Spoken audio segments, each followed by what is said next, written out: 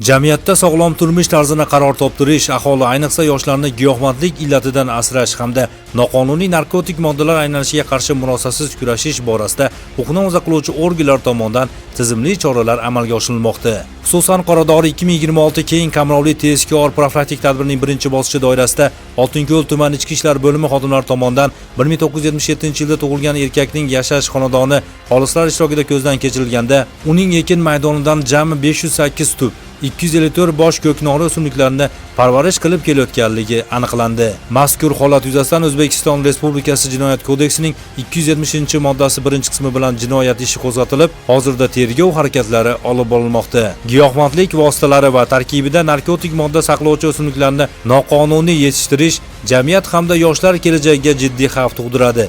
Shu bois fuqarolarimizdan hushyor va ogoh bo'lishlari, shubhali holatlarga duch kelganda Stop Narkobot Telegram boti yoki ishonch telefonlari orqali murojaat qilishlarini so'raymiz. Murojaat qilgan fuqaroning shaxsi sir saqlanishi kafolatlanadi. Andijon viloyatida Qoradori 2026 keng qamrovli tezkor profilaktik tadbirining birinchi bosqichi doirasidagi tezkor tadbirlar davom ettirilmoqda.